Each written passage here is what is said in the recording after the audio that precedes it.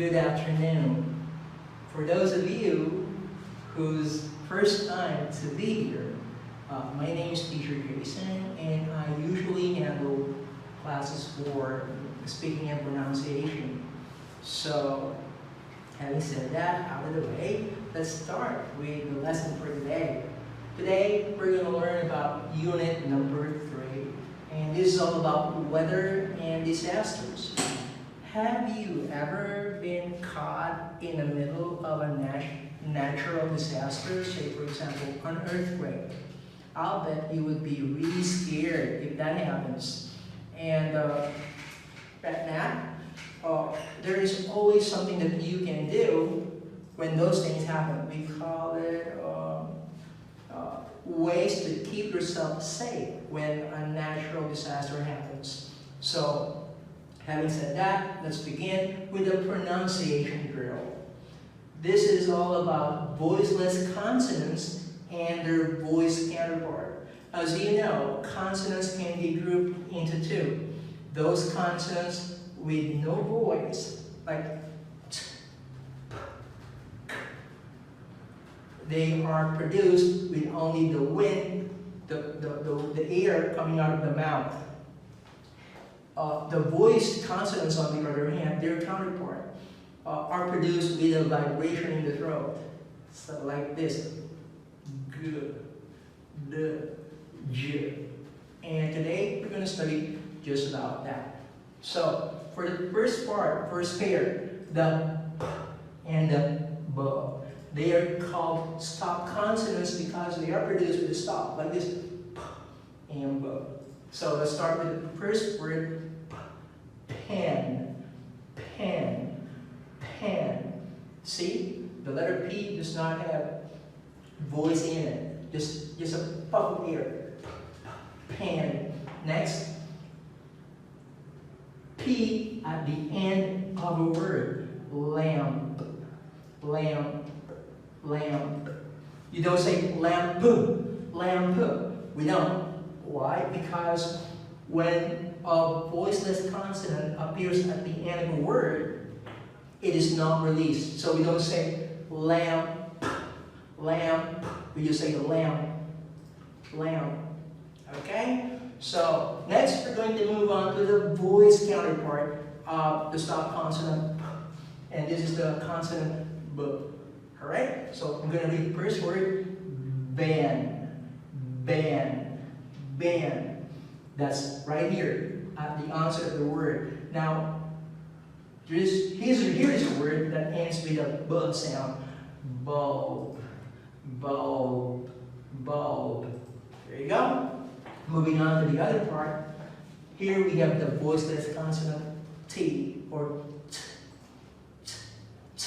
I'm going to read the first word. T, time, time. Second word, again, the sound of the T is right here at the end of the word. Coat, coat. Alright? There you go. Next, the voice counterpart. G sound. Initial consonant right here. The dial, dial, dial.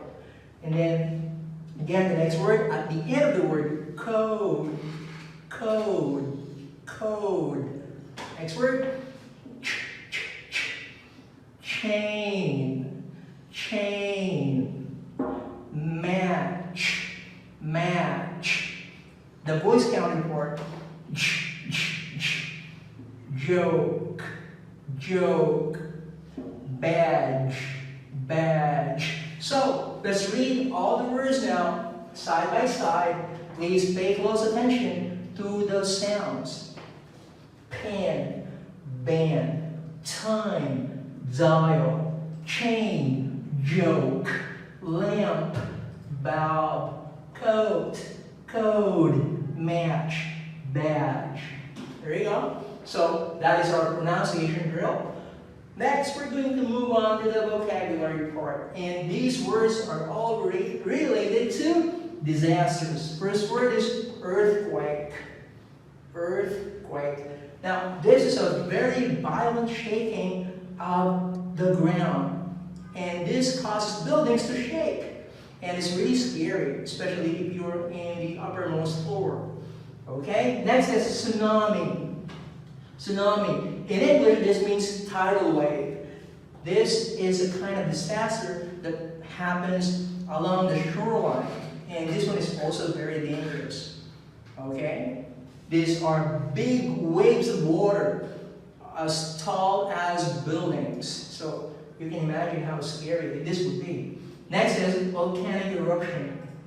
Volcanic eruption is a disaster when the volcano becomes active and there's smoke coming out of the volcano and then there's lava coming out. That is also very dangerous. It destroys all the things around them. Okay? Next is sandstorm. This is common in the Middle East. In the Middle Eastern countries, when I was there, I had experienced this before, sandstorm. And this is dangerous because, you know, the sand could get inside your nostril and into your lungs, and this may cause health problems. Okay, sandstorm. Next we have tornado. This one is very popular because they made a movie out of this, and the name of the movie was Twisters. So this is, what do you call this? Just like a twister, if you happen to see the movie, it's a powerful air that rotates round and round and round, and it destroys everything in its path. Okay, next is flood. Now, I'll bet you're very familiar with this because when it rains here, when there's a real downpour, the streets along Vietnam can get really flooded. So there you go, flood. Now, here are our discussion points. As you know, you can pick one that you can respond to and send it over to the website right here. Okay, so I'm going to read all the questions for you. What is your favorite season? That's a very easy question. Okay, what is your favorite season? Winter, spring, summer, fall? It's up to you now. Number 2, how can technology lessen the impact caused by natural disasters? You know, technology, aircon, refrigerator, washing machine, electric fan, light bulbs, okay? Next, number 3, how does weather affect your mood? Now, I would choose number 3 now. Why? Because I've noticed that these days it's really hot in Vietnam. And even if you turn on the aircon, when you wake up, you feel tired because it's really hot. And because of that, you feel really grouchy in the morning. So, weather really affects our mood when we wake up. So, that's my answer to question number 3. Again, this is Teacher Jason saying goodbye for now. See you again.